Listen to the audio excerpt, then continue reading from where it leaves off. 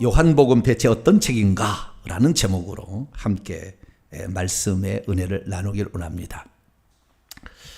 요한복음, 요한이 쓴 복음이겠죠. 그렇죠?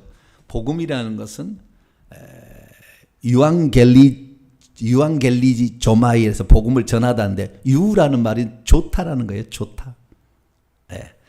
앙겔리 조마이 할 때 그 앙겔로스가 천사라는 말이거든요. 말씀을 이렇게 전달하는 거죠. 그래서 이 말씀이 이렇게 전달하는데 좋게 여러분에게 전달되는 거, 선하게 복음인 거죠. 그래서 우리가 오늘 요한이 쓴 복음을 이렇게 듣게 되는데요.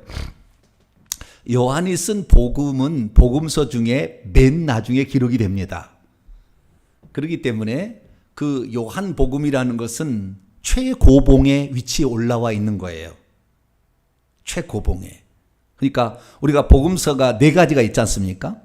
마태, 마가, 누가, 요한복음 4가지가 있는데 앞에 3개를 공관복음이라고 얘기를 하고 관점이 공통된 관점이라고 공관복음이라고 얘기를 하고 그 다음에 4번째를 사복음이라고 얘기를 합니다. 따로 구별해서 얘기를 하는 거예요. 요한복음은 사복음, 4번째 복음이라 해서 사복음이라고 얘기했는데 왜 사도 요한이 이 복음을 썼는가? 그 이유를 알고 성경을 읽으면 이 목적 때문에 이 성경을 썼다. 그러면 우리가 그 성경을 읽고 그 성경을 이해했으면 그 목적하신 바가 이루어져야 되는 거죠. 그죠? 의도와 목적이 있는데 그 의도와 목적을 모른 채 성경을 읽으면 어디에 주요한 포커스가 있는지를 모른다 그 말이죠. 그러면은 원래 하나님께서 사도 요한을 성령으로 감동시켜서 쓰고자 했던 것에서부터 멀어지게 되는 거죠. 그러면은 결국에 읽기는 읽어요. 읽기는 읽지만 그것이 내 살이 되고 피가 되고 내 신앙 영적 성숙과 천국에 들어가기에 합당한 자로서 나를 준비하는데 별로 영향을 못 미치는 거죠. 그래서 오늘은 첫 시간이니까 왜 사도 요한이 4번째 복음서를 쓸 수밖에 없었는가? 그 이유와 또 그 쓸 수밖에 없었던 배경이 있을 거 아닙니까? 배경이. 3개 복음서로 부족했으니까 4번째 썼을까라는 기본적인 생각은 여러분 들죠? 그렇지 않습니까? 3개 복음서로 만족했다면 왜 4번째 복음을 썼겠어요? 그러니까 뭔가가 지금 보충할 것이 필요했다라는 것을 암시를 하고 있는 거죠. 그래서 우리가 이 요한복음이 써질 수밖에 없었던 배경과 이 요한복음을 쓸 수밖에 없었던 그 목적을 우리가 이 요한복음 강의를 통해서 얻어야 되는 것이지, 그 목적을 상실한 채 요한복음을 백날 읽어봤자 난 읽었다지, 난 읽었다. 그래, 누가 뭐 안 읽었냐요? 읽었죠. 열심히 읽었죠. 요한복음 안 읽어본 사람 있겠어요? 읽었겠죠. 그러나 그 목적하신 바를 달성을 해야 되는 거죠. 그래서 요한복음이 왜 기록되었을 수밖에 없었는가? 오늘은 그쪽에 제가 포커스를 맞춰가니까 그걸 전체적으로 제가 얘기를 해드리고, 그 다음에 2번째 파트에 가서는 요한복음이 구조가 어떻게 구성되어 있는가? 요한복음이 1장부터 21장까지거든요. 근데 딱 두 부짜리 둘이 딱 갈라집니다. 이 요한복음은 철저하게 어쩌면 계산된 거예요. 그러니까 하나님은 엄청 지혜로우신 분이에요. 하나님 지혜로우신 분이셔가지고 성경을 쓰게 할 때도 요한계시를 읽어보게 되면 단어 하나도 숫자를 다 맞춰요. 이건 요한계시로 보면은 저는 요한계시의 그 최고봉, 이 요한복음 다음에 쓰여진 건데 최고봉에 있어요. 계시의 완전판입니다. 숫자 하나, 거기에 숫자도 3개, 4개, 7개, 12개 다 맞춰줬어요. 단어 하나도 다 맞춰놨다니까요. 그걸 사도 요한이 내가 요한계시록 1장부터 22장까지 쓰는데 내가 이 부분에 여기다 내서 복도 딱 7가지 나오는데 그 복은 1장에 넣고 몇 장에 넣고 자기가 생각을 쓴 게 아니요. 하나님의 성령의 감동으로 쓰기는 썼는데 나중에 보니까 하나님이 쓰게 하실 수밖에 없었다는 것이 그냥 이 헬라어를 알고 이것을 제대로 딱 이해하면요 그냥 앞에 딱 그냥 무릎을 딱 꿇어요. 야, 이건 하나님의 말씀이다. 이건 인간의 작품이 아니다.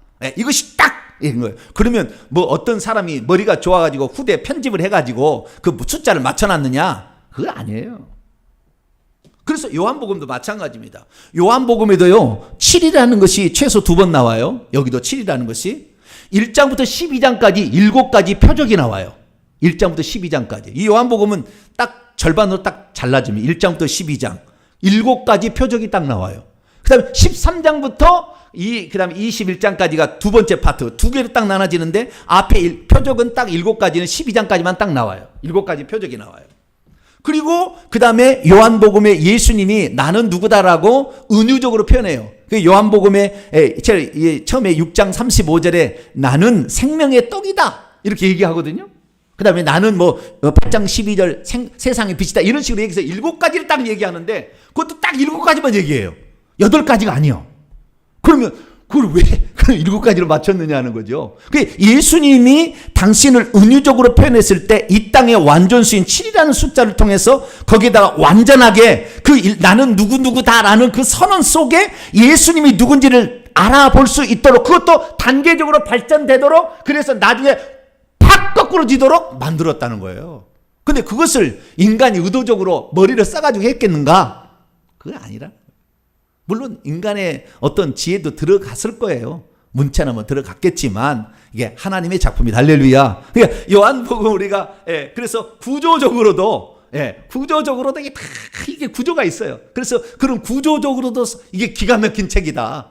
기가 막힌 책이고 그래서 우리가 이런 첫 번째는 왜 이 복음서를 쓸 수밖에 없었고 그 다음에 배경은 어떤 것인가 기본적인 것을 배우고 그 다음에 구조에 대해서 좀 배우고 오늘 1장 1절에서 5절까지 첫 시간이니까 그 부분까지 다루게 되는데 다 다룰는지 모르겠지만 다 다룰 수 있을 거예요. 왜 다룰 수 있다고 저는 생각하냐면 그동안 제가 요한복음을 엄청 많이 얘기를 해줬기 때문에 우리 성도들은 기본적으로 이제 요한복음이 배태되어 있어요. 하도 요한복음과 요한계시록을 제가 많이 했기 때문에 그래서 아마 이 요한복음하고 요한계시록 그렇게 많이 설교한 사람 물론 설교한 사람이 있긴 있어요. 요한복음을 요한계시록을 막 자기가 한다고 막 하는 목사님도 있거든요. 근데 엉뚱하게 해석을 해버려요. 엉뚱하게. 그래가지고 참 안타까운 게 더 많은데 뭐 어쩔 수 없어요. 뭐 그분이 그렇게 가는데 그분이 뭐라 할 수는 없어요. 그분은 최선을 다하고 있으니까. 그럼 저는 저에게 주신 분량으로 이렇게 얘기를 하는 것이니까 저에게 주신 분량인데 그 요한복음과 요한계시록에 나와 있는 최고복음은 결국에 예수님이 하나님이다예요. 답은 예수님이 하나님이다. 이거 얘기하는 거예요. 그러니까 요한복음에 있어서 그것이 전체가 아닙니다만은 이거 얘기를 하고 있어요. 그 얘기가. 그래서 요한복음은 사실 예수님이 누구다라는 그 계시가 요한복음이 누구다라는 그 계시가 표적을 통해서도 나타나게 되고 자기의 선언 나는 누구다라는 선언을 통해서도 이렇게 나타나게 되고 그 다음에 예수님이 하신 말씀 속에서 아버지와 나의 관계 속에서 내가 누구다라는 것을 계속 얘기를 해요. 그러니까 우리가 이 예수 그리스도가 누구라는 것을 알 수밖에 없는 게 요한복음을 기록한 목적의 50%가 예수님이 누군지를 알라고 기록한 거예요. 이것이 나중에 나와야 다. 예수님이 누군지를 알라고 이것을 기록한 거예요. 예수님이 누구냐? 마태복음 16장 16절에 베드로는 주는 당신은 You are the Christ. 당신은 그리스도고 당신은 하나님의 살아계신 하나님의 아들이다. 그리스도와 하나님의 아들로 고백하잖아요. 우리 요한복음에서 요한복음 11장에 마르다가 그렇게 고백해요. 베드로가 고백하지 않아요. 그러니까 이게 공간복음서에 나오지 않는 것이 나오는데 요한복음에 나와 있는 이 기사들은 92%가 공간복음에 안 나온 게 나와요. 몇 퍼센트가요?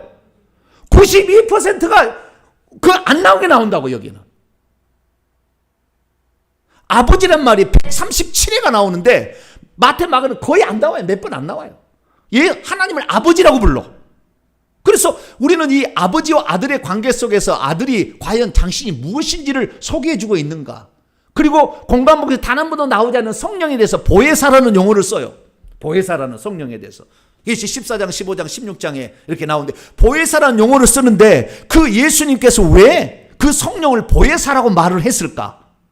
마태복음, 누가복음은 안 나오는데 많이 생각해야 되는 거예요. 그러니까 상당히 우리로 하여금 엄청난 많은 계시들을 던져주고 있다라는 것을 우리가 알아야 되고 이 요한복음을 꿰뚫게 되면 다른 것은 술술 풀릴 수 있어요.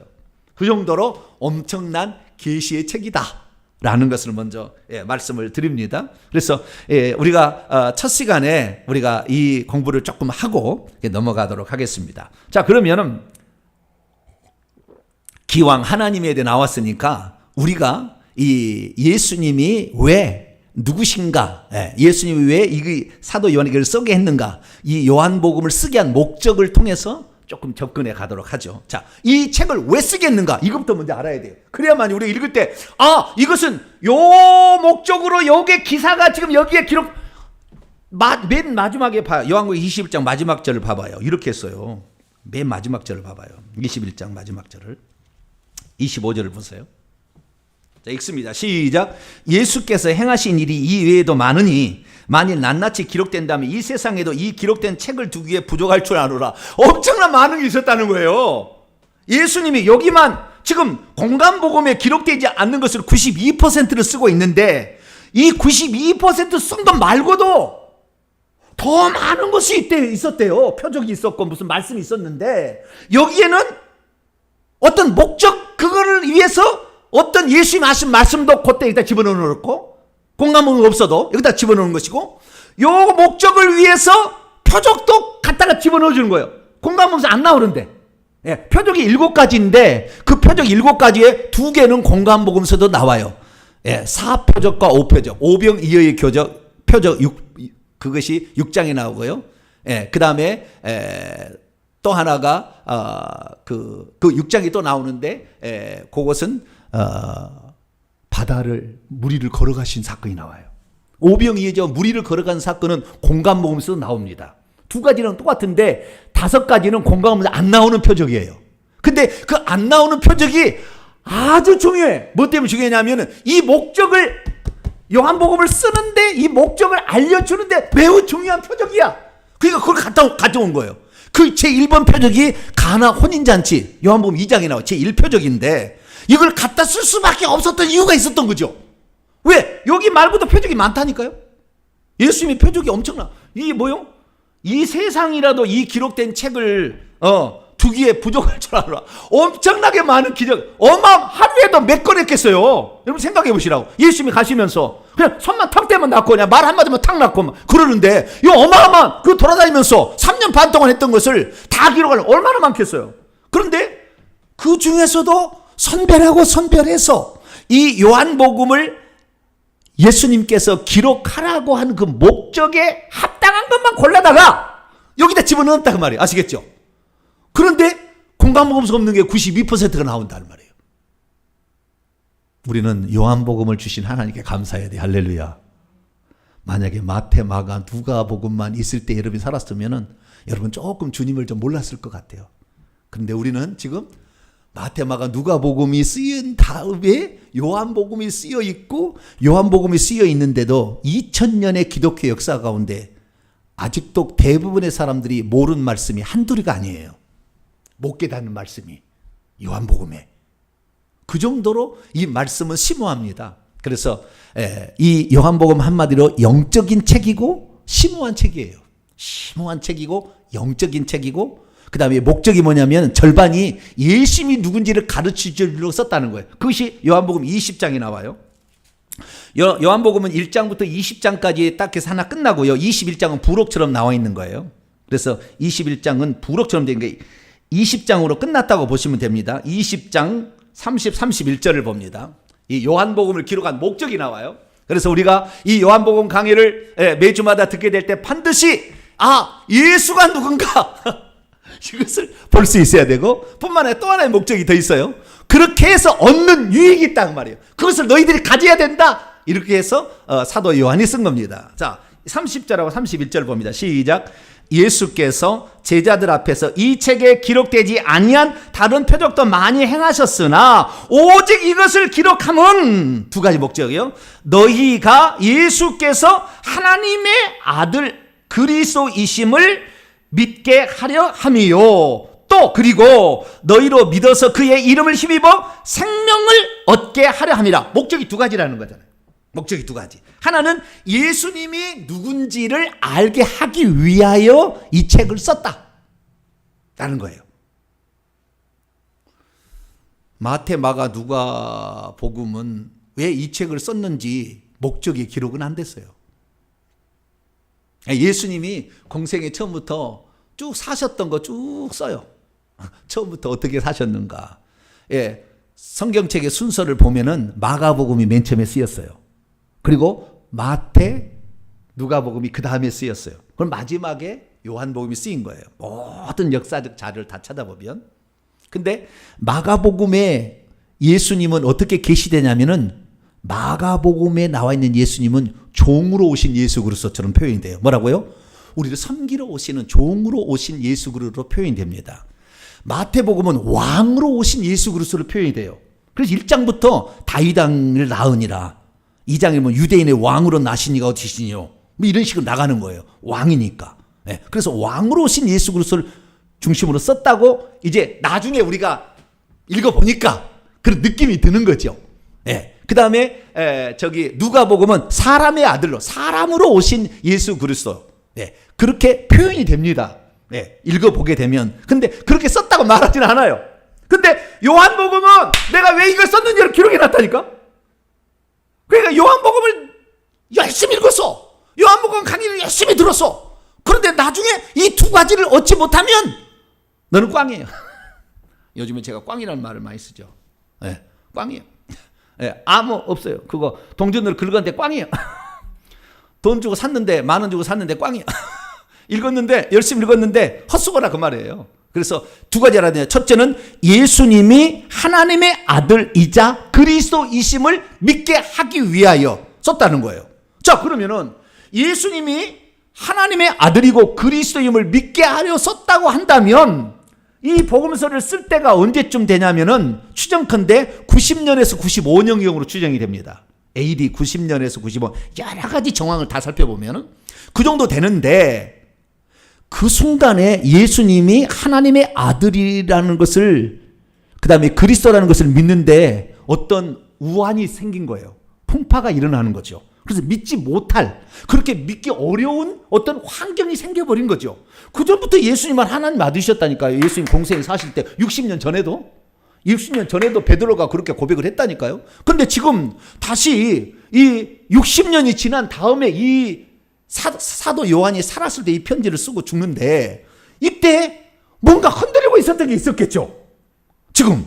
그러니까 이것을 목적을 모르는 것을 쓴 게 아니라 알고 있는 것을 다시 확인해 준 것처럼 쓰는 거예요. 첫 번째 목적은. 그죠? 왜? 그리고 이게 하나 있었고 그 배경을 우리가 이해할 수 있어야 된다는 거지. 이 말은. 왜? 어떻게 흔들릴 수밖에 없는 건 그렇게 안 믿어지거나 그렇게 믿었다가는 어떤 위험에 처하지는 어떤 상황이기 때문에 너희들은 그걸 굳건히 붙어 있어야 돼. 너 옛날부터 알고 있는 사실이지만 이거 굳건히 붙들고 있어야 돼. 예수님이 그러면 하나님의 아들이란 말이 무슨 말인지 아니? 그리고 이걸 쓴 거예요.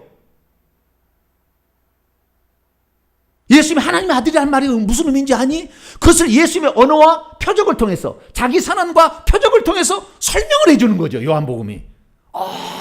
그래서 예수님이 이런 말씀을 그때 하셨구나. 이런 표적을 보여준 것은 그러기 때문에 그런구나. 또 하나, 이것이 그리스도, 예수님이 그리스도가 아니라고 하는, 그리스도를 믿었다가는 어떤 위험에 처하는 그런 상황이 있었기 때문에 예수님이 그리스도이심을 확실해. 그건 확실해. 이거 봐. 이거 확실하지? 라고 하려고 이 편지를 썼다는 거죠. 그래서 우리는 이 요한복음의 첫 번째 목적, 예수님이 누군지를 알아야 된다 라는 사실을 제가 맨날 이렇게 강조하는 것은 예수님을 아는 만큼 천국에서 여러분의 지위가 결정이 돼요. 신분이. 예수님 아는 만큼, 우리는 아는 만큼 누리고 살 수 있어요. 아는 만큼의 레벨에서 영적 세계에서 권세를 부리고 살 수 있어요. 아는 것이 믿는 것이라고 예수님이 요한복음 다 얘기합니다. 나중에 하겠습니다. 믿는 것과 아는 것을 아주 중요하게 여깁니다. 요한복음 믿는다, 아는다 이것을. 영생은 요한복음 17장 3절에 영생은 유일하신 참 하나님과 그의 보내신 자 예수 그리스도를 아는 것이라. 그 의미도 있어요. 나중에 다 이제 설명하겠습니다. 그래서 우리가 그 예수 그리스도를 누구로 믿고 누구로 아느냐, 이것은 결국에 이 천국에 들어가서까지 우리의 어떤 신분과 위상을 결정해주는 중요한 요소라 그 말이에요. 그러니까 지금 이 말씀을 들어온 여러분들은 그래도 조금 위상이 올라갈 거예요. 할렐루야. 감상금 내셔야 되겠네. 할렐루야.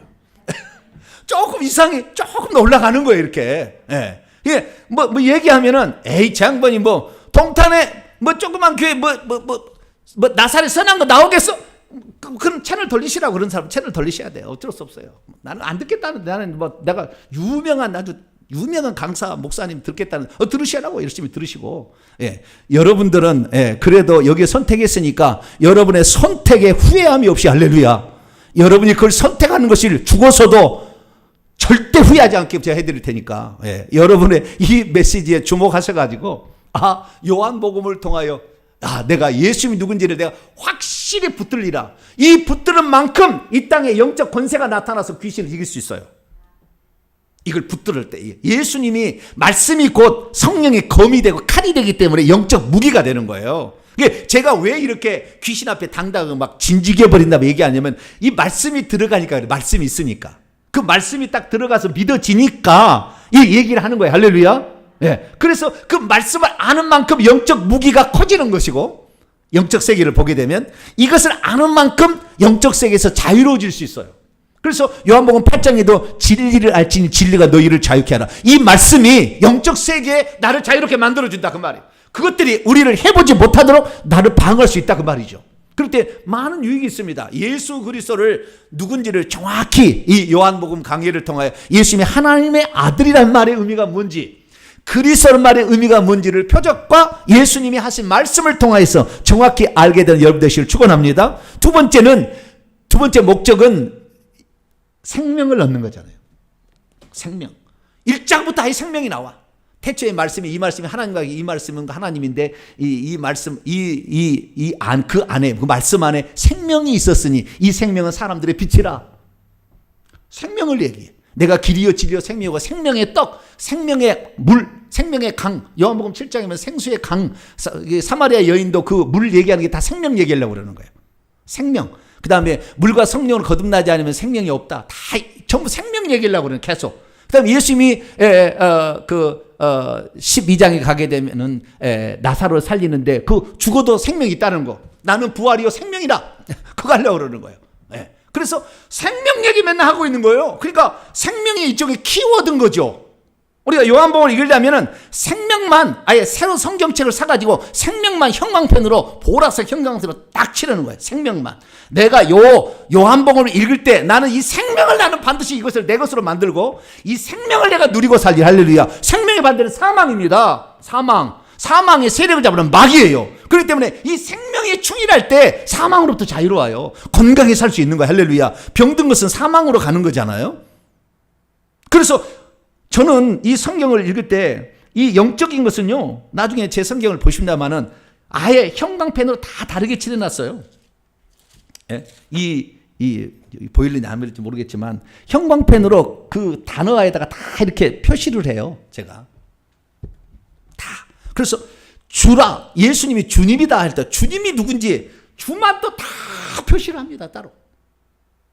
그래서 그 하나하나를 보면은 그 심오한 깊은 의미를 찾아낼 수 있는 거죠. 그래서 우리가 이 요한복음을 읽었는데 생명을 얻게 하고 더 생명을 풍성하게 얻게 하려 예수님이 오셨다 그러잖아요. 자, 요한복음 10장을 봅니다.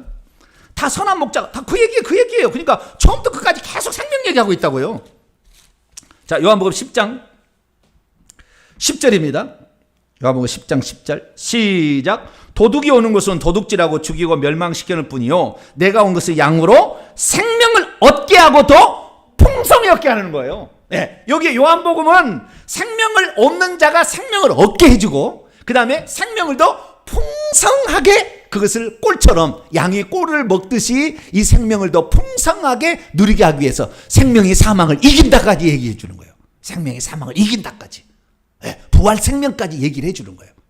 그래서 우리가 이 요한복음을 읽을 때 여러분들 생명으로 충만해져서 요한복음이 끝나는 날 5년은 더 오래 살기를 축원합니다. 5년은 더 오래 살 수 있어. 요한복음을 알게 되면. 저는 그래서 오래 살 거예요. 할렐루야.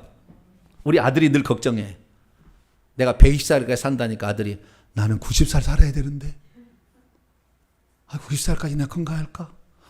우리 아들은 목사가 아니잖아요. 평신도요.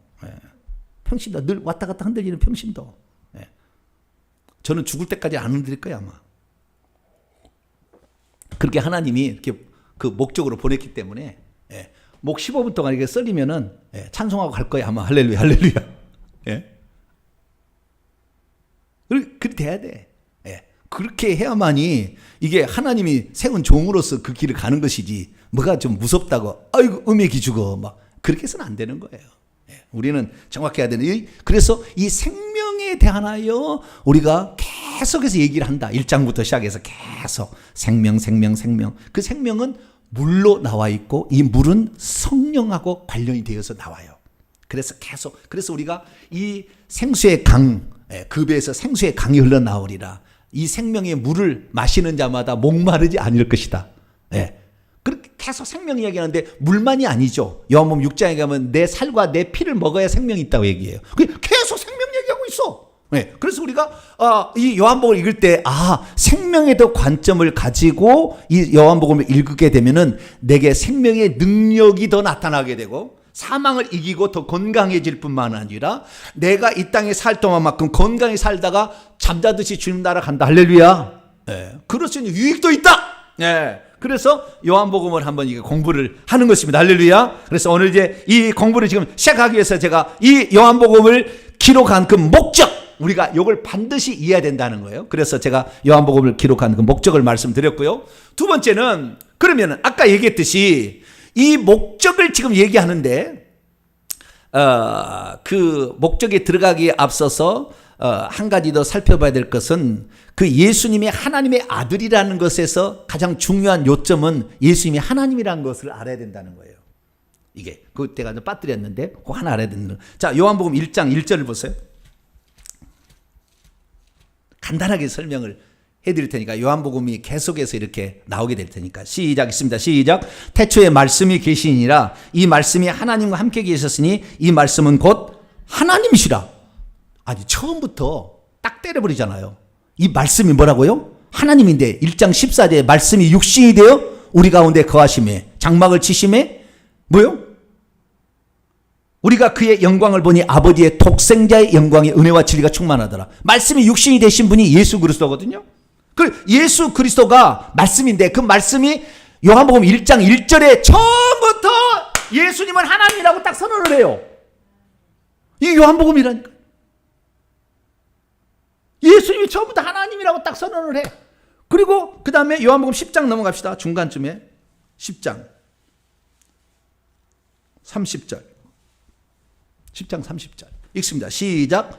나와 아버지는 하나이니라. 아버지 하나님이 나와 하나다. 내가 하나님이다. 그런 말이잖아요. 그러니까 그 얘기를 하니까 31절, 32절, 33절 반응이 어떻게 나오는지 보세요. 시작.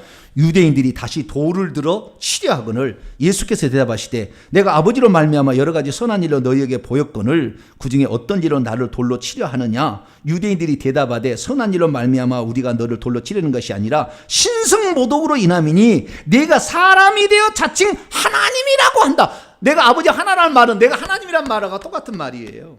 그러면 예수님께서 내가 하나님의 아들이라고 얘기했을 때 그건 뭐냐? 그것도 예수님이 하나님이라는 말과 동일한 말로 유대인들은 다 이해합니다. 이건 요한복음 5장에 나와요. 자, 요한복음 5장.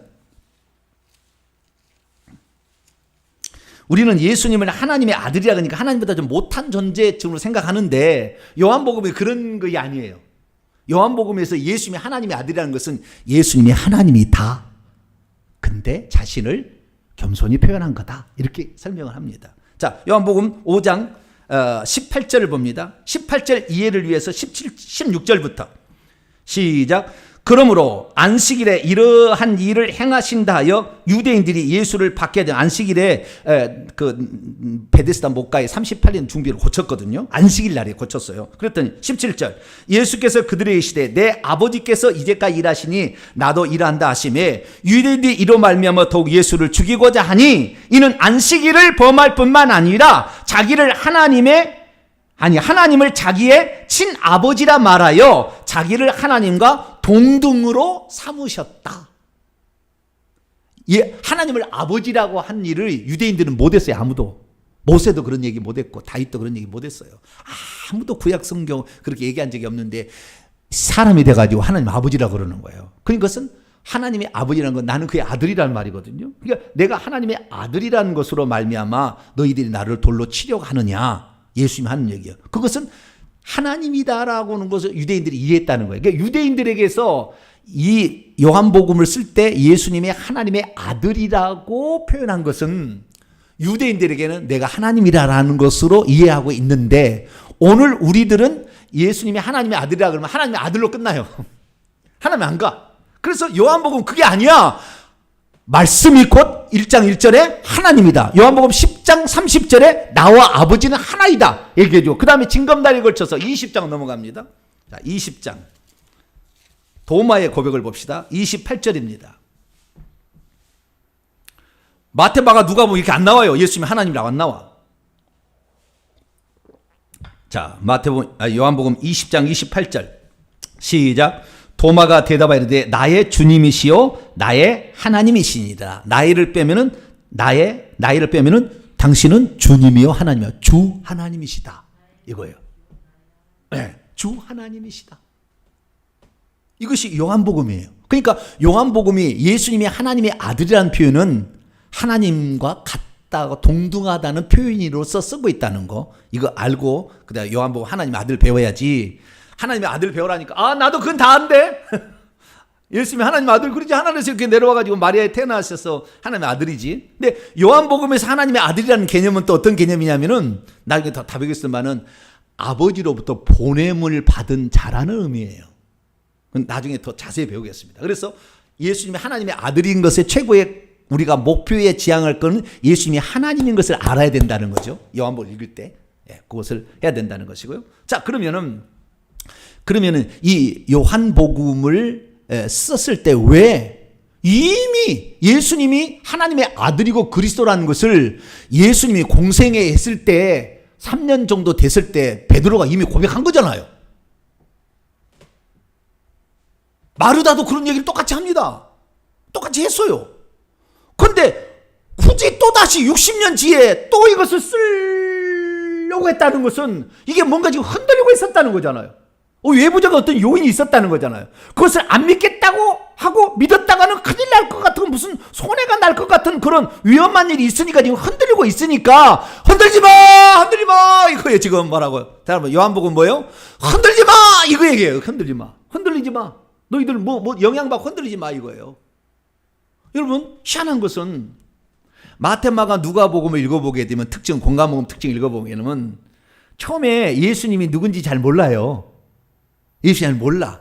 그래서 예수님께서 세례요한의 세례 받을 때부터 음성부터 이는 내 사랑하는 아들, 내 기뻐하는 자라 그러는데 그건 뭔 말인지 잘 몰라. 예수님이 누군지 경험도 안 하고 잘 몰라요. 다 사람들 몰라. 모르다가 이렇게 예수님이 막 무리를 막 걸어오기도 막 하시고, 그 다음에 바다를 잔잔하게 하시기도 하고, 막 예수님이 죽은 자 막 살리시고 막 이렇게 하니까, 이게 보통이 아닌데, 권세 있는 새 교훈이로다. 말씀도 서기관과 바리새인하고 달라. 그 다음에 이 지금까지의 어떠한 자도 나면서 소견된 자를 고친 적이 없어. 성경 다 읽어보시라고. 예수님 이전에 나면서 소견된 자를 낫겠는지. 그러니까 이것은 무슨 말이냐면요, 고장난 것을 고치는 일은 했어요. 남들도, 선지자들도. 고장난 것을 고치는 것은 수선은 가능해. 없던 것을 만들지는 않았어요. 나면서 소경된다는 건 시신경 자체가 없는 거예요. 그런데 진흙을 이겨서 요한복음 9장에 그 6번째 표적에 나오지 않습니까? 나면서 소경된 자를 고치지 않습니까? 근데 그때 고칠 때 침을 발라서 실로암 못가에 가서 씻으라 이렇게 얘기하거든요. 그래, 여러분 진흙에다 흙 발라가지고 없던 시신경이 생기면은 아마 5억 갖다 가지고 줄 쓸 거야 아마 매일마다. 5억 딱 들고 와서 목사님, 5억입니다. 저요, 저 10억이에요, 10억. 저 10억 우리 아들 평생을 보기를 소원했는데 10억이 안 아깝습니다. 걸 거야 아마. 그래 예수님께서 그래 말도 안 되는 어마어마한 일을 하셨는데 이것이 나면서 소견된 자는 고친 일이 없는 거예요. 고친 일이. 그런데 그것을 예수님께서 고치셨다 이거죠. 그래서 예수님이 이건 보통이 아니다. 이 보통분이 아니라는 것을 여기서 딱 얘기해요. 창조의 기적을 행하신 분이거든요. 그래서 우리가 이 요한복음을 읽게 될 때에 예수님이 이런 분이라는 것을 언제부터 알았냐면 예수님이 공생에 할 때부터 알았다는 거예요. 사람들이 점차적으로 점차 알아가요. 그러니까 나중에 이 마태복음 16장에 한 3년 정도 지났을 때 나를 세상 사람이 뭐라고 하더냐 물어봤어요. 그랬더니 세례 요한이 죽었다가 살아났다고 합니다.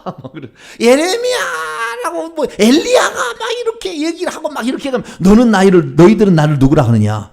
그랬더니 베드로가 딱 말하기를 당신은 그리스도시요 살아계신 하나님의 아들이다. 알려줬잖아요 그때. 바요나 시몬아 복이 있다. 이를 내가 알기는 네 부모가 알게 할 수 있는 거 아니고 하나님께서 너에게 계시를 가르쳐줘 가지고 알게 한 거다. 그리스도이신 것은 좀 알 수가 있어요. 그러나 예수님이 하나님의 아들이라는 것은 이건 잘 알기가 어려워요.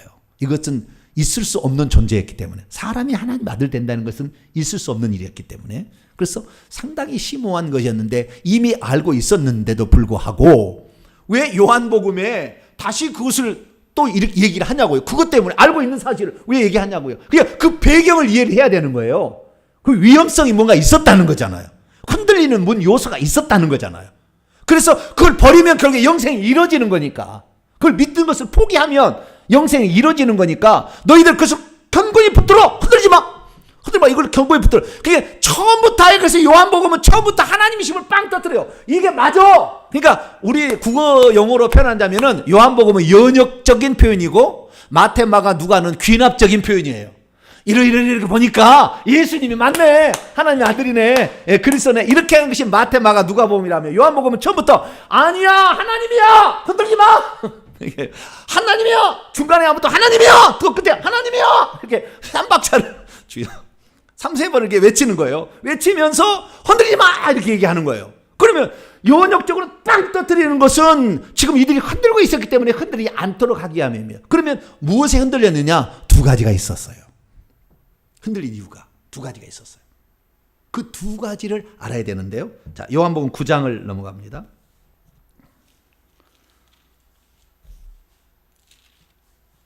요한복음 9장 22절입니다. 이 요한복음 9장 22절이 하나 가지고 대박사들이 많이 나와요. 대박사들이. 저는 이제 신약학 전공자이기 때문에 대박사들이 많이 나왔어요. 마틴 브라운 대박사들이 많이 나와요. 여기에 이 한마디로 가지고. 자, 22절 읽습니다. 시작. 그 부모가 이 부모는 그 나면서 맹인된 9장 1절부터 나오는 나면서 그 맹인된 요 사람을 고쳤던 그 맹인의 부모에 41살 되는 그 부모 있잖아요. 그 부모입니다. 그 부모가 이렇게 말하면 이미 유대인들이 누구든지 예수를 그리스도라 시인하는 자는 출교하기로 결의하였으므로 그들을 무서워합니다. 요 말이잖아. 예수를 그리스도라고 만약에 그렇게 믿는다고 시인했다가는 유대교에서 왕따를 시키고 아니 왕따 시키는 것이 아니라 아예 공동체 생활을 못하도록 너희는 우리 민족이 아니다고 호적에서 파버리겠다는 거예요. 쉽게 말해서. 이런 지금 위험이 있었던 거예요. 그러니까 이것이 지금 예수님 당시에 일어난 일이지만 지금 사도 요한이 이 편지를 쓸 때에 요 사건이 재현되고 있었던 거죠. 다시.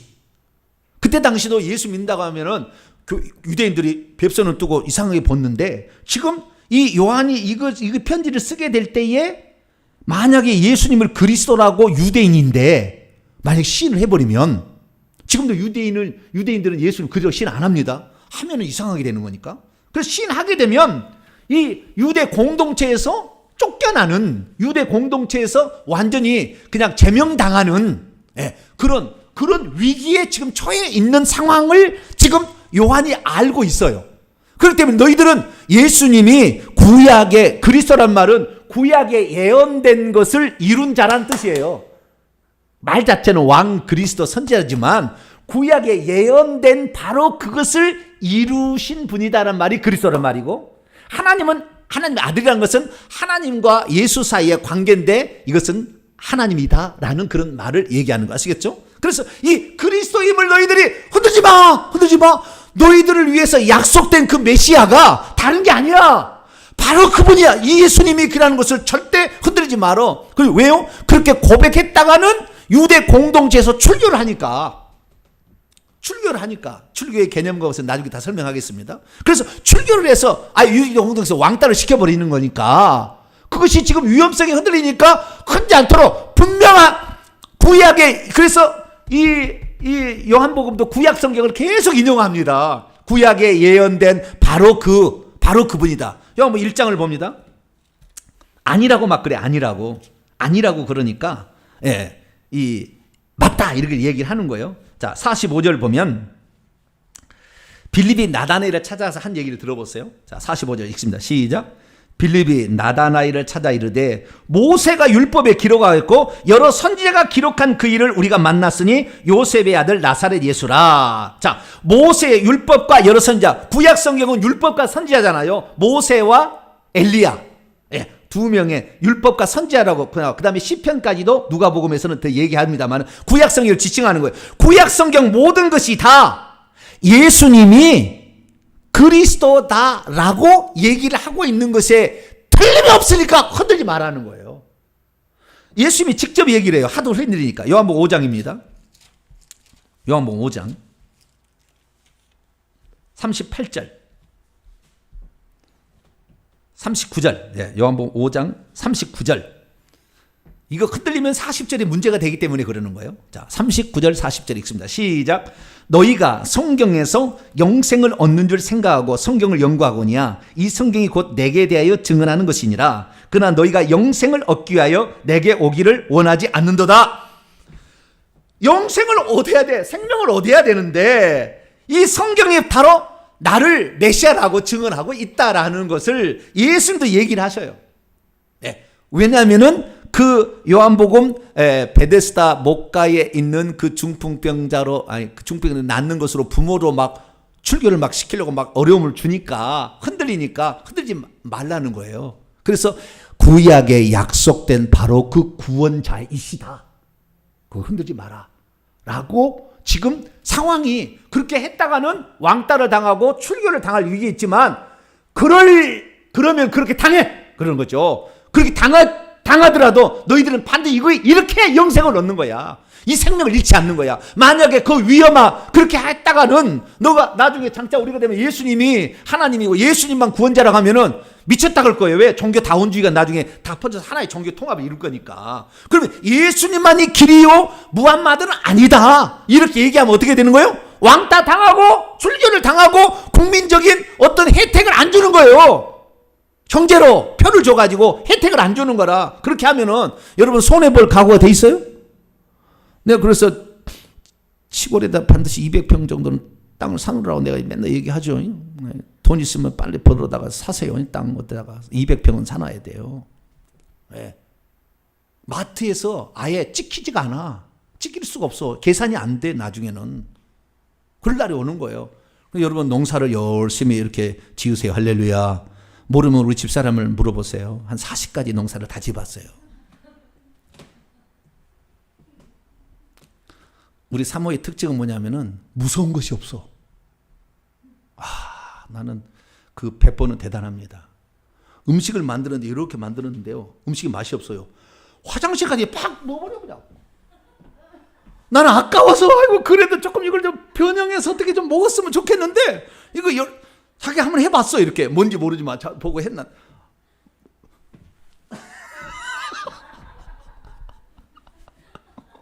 농사 언제 해봤겠어요? 나는 농사꾼의 아들이라니까요. 30살까지 나는 농사에 짓고 살았다니까요.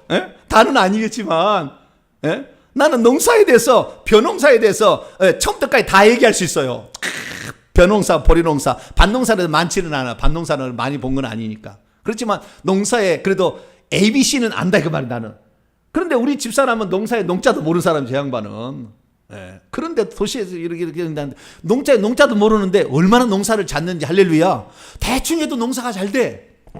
우리는 이 두룩을 만들어 딱 각지게 딱 만들어야 되고 이 대나무 꽂아도 딱 줄을 맞춰 꽂아야 되고 높이도 딱 맞춰야 되고 다 이겨야 되는데 대강 하는데도 잘 돼. 할렐루야. 좀 묘법이 있어요. 묘법이 있어요.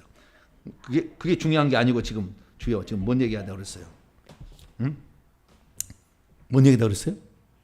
주여 시간이 다 가고 주여 뭐 오늘만 날이 아니니까 계속해서 해나가는데 이 요한복음을 기록할 때 그렇게 믿었다가는 출교를 당해요. 그래서 어려움을 당하는 거예요. 그래도 그 어려움을 너희들이 견뎌야 너희들은 영생이 있다라는 걸 지금 얘기하려고 그러는 거예요.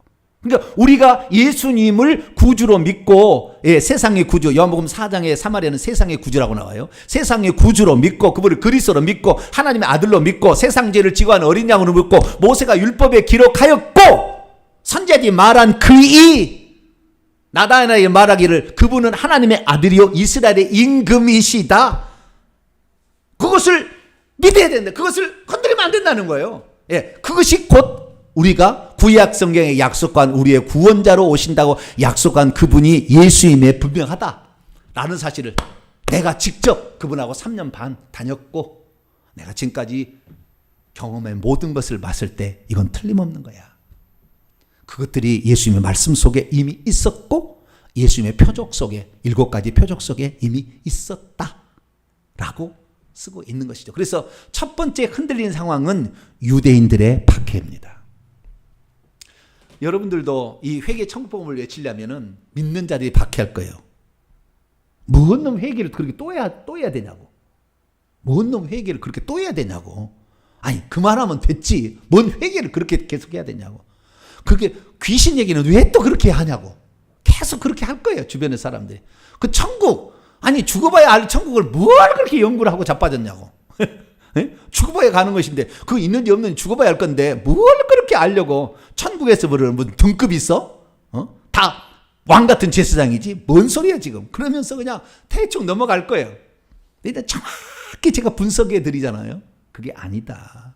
그렇게 천국에 가서요 평생을 니나노 놀다가 천국 들어갈 때 회개해서 들어간 사람하고 평생 목숨 걸고 헌신하고 죽은 사람하고 천국에서 똑같겠냐고. 신분이 형님 그래 옆집에 살아. 못 산다니까. 못 가요. 그 앞에 자기 신분이 못 가요. 거기 앞에 하나님 보좌 앞으로 가라고 해도 갈 수는 있어요. 갈 수는 있으나 못 간다니까요. 레벨이 자기가 정해져 있기 때문에. 그게 천국입니다. 천국은 정확하게 계급사예요. 그런데 그것을 왜냐면 몰랐어요. 모를 때는 저도 예수만 믿으면 그냥 천국 들어간다. 그냥 그것으로 좋다. 그런데 그게 아니죠. 주님께서는 이 천국에서 왕노로 한 자를 만들기 위하여 오셨다는 것이 요한계시록에 집중되어서 집중 포화 사역을 하고 있는 거예요. 왕노를 하는 땅의 왕들이 돼야 된다. 천국의 땅의 왕들이 돼야 된다는 거잖아요. 그걸 얘기하는 거잖아요. 그렇기 때문에 우리가 이 성경을 읽게 될 때 그 배경을 알아야 되는데 이 예수 믿는 사람들이 예수 믿는 사람들 핍박할 거예요. 그 사람들이 잡아 죽이는데 우리를 고소할 거예요. 저 동탄에 저 감 가보라고. 동탄 반성로 120번 제1프라자 8층에 가보라고. 저놈한테 가봐. 저놈 먼저 잡아가라고. 그렇게 할 거예요. 빨리 이사 갑시다. 이제 주소가 공개됐으니까 빨리 우리가 새 예배 초소 만들어서 빨리 이사 갑시다. 절대 못 오게. 이 영상은 영원히 남을 텐데 빨리 이사 가야 돼. 이제 이거 공개가 돼버렸어. 안 돼. 그래서 빨리 이사 가야 되겠어. 그래가지고 첫 번째 요인은 그거. 두 번째 요인은 뭐였냐면 두 번째 요인은 예수님이 그리스도하고 다르다라는 주장을 하는 이단 세력이 있었어요. 예수님하고 그리스도는 다르다는 거예요. 우리는 지금 맨날 주 예수 그리스도 이름으로 예수 그리스도 그리스도 예수 맨날 그러잖아요. 그러니까 예수는 당연히 그리스도고 그리스도는 당연히 예수라고 하는데 왜 요한복음은 예수가 그리스도이심을 믿게 하려 함이라 여기에 말해. 요 배경이에요. 그때 당시에 예수는 그리스도가 아니라라는 사람이 있었다는 거예요. 근데 그 영향이 엄청났어요. 엄청났기 때문에 이게 흔들리는 거예요. 예수님이 그리스도가 아니었나? 이렇게 흔들리고 있는 거죠. 이것이 바로 초기 영주지 이단이라는 겁니다. 케린투스라는 사람이 주장을 했는데 50년에서 100년대 사셨던 50살 살았던 사람인데요. 이 사람이 지금 이 편지는 90년에서 95년경에 쓰였던 데니까 케린투스가 상당히 많이 활동을 하고 있었던 때예요. 근데 이 사람이 상당히 영향을 많이 미쳤어요. 기독교의 마지막이자 가장 큰 이단은 영지주의예요. 기독교의 세력의 가장 제일 무서운 세력이자 마지막 이단이 초기에는 미미했어요. 그때는 미미했지만 이미 쌓이기 잘하고 있었던 거죠. 그렇기 때문에 이것이 예수님께서 그러니까 그러면은 예수님이 그리스도가 아니라는 말은 무슨 말이 이런 거예요. 한마디로 케리투스가 어떻게 주장했냐면 예수님이라는 사람은 실제 있었다. 나사렛에 태어나가지고 자랐는데 예수님이 자랐다가 이 사람은 하나님이 육신이 된 게 아니고 그냥 일반적 사람, 유대인, 그냥 유다 지파의 사람으로 살고 있었는데 하나님께서 딱 보니까 내 일은 이제 해야 될 것 같아. 내 일을 해야 될 것 같아서 내가 하나님이 왜 뭐 이 땅에 뭐 오셨고 뭐 이렇게 얘기를 해야 되니까 한 사람을 정했다는 거죠. 나사렛 예수를. 그래서 이 그리스도라는 것은 만세 전부터 예정되어 있는 그 예언되어 있는 존재를 그리스도라고 표현을 하고 예수라고 표현 안 나와요. 구약 성경에는 그리스도 그 메시아라는 말로 계속 예언해 왔잖아요. 그래서 그리스도가 있는데 이 그리스도가 그 그리스도를 쉽게 말해 영으로 보는 것이고 예수님은 육체로 보는 거예요. 그래서 그 예수님에게 접붙여졌다는 거예요. 언제? 세례 받을 때. 세례 받을 때. 그때 그리스도가 와가지고 예수님하고 하나가 됐다는 거예요. 그래가지고 있는데 이 그리스도는 영이기 때문에 죽을 수 없다는 거예요. 죽는 것은 육체만 죽어야 된다는 거예요. 그래서 예수님께서 십자가에 못 박히기 전에 그리스도가 예수로부터 떠나갔다는 겁니다. 그래서 죽은 것은 예수가 죽고 그리스도는 안 죽었다는 거예요. 얼마나 기가 막힌 이야기예요. 그래요, 안 그래요? 그래서 예수께서 이 그리스도이심을 믿게 하려 함이라는 이 말은 그때 당시에 이런 영주의 이단이 있었던 거예요. 그래서 이 그리스도와 예수를 우리는 똑같이 보지만 다르게 보는 사람이 있었던 거죠. 근데 그런 얘기를 들으면 넘어간다니까요. 그런 얘기를 들을 때 넘어가는 거예요. 그런데 성경은 뭐라고 얘기하느냐?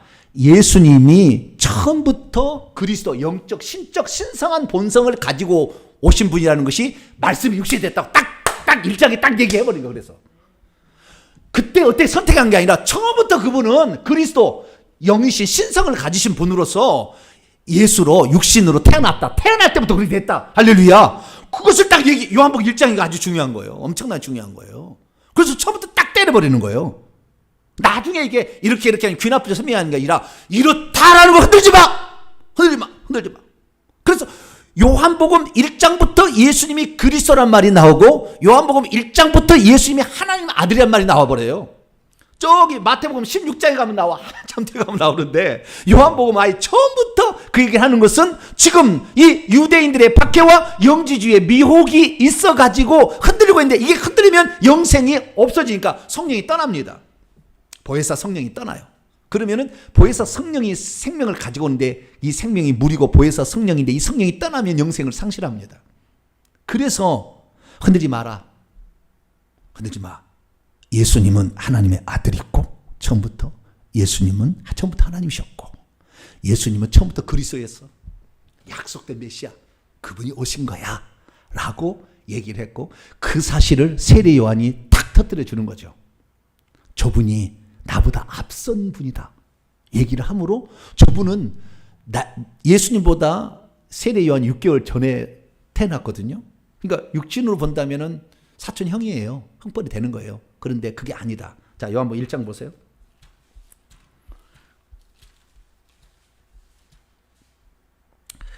에, 30절 봅니다.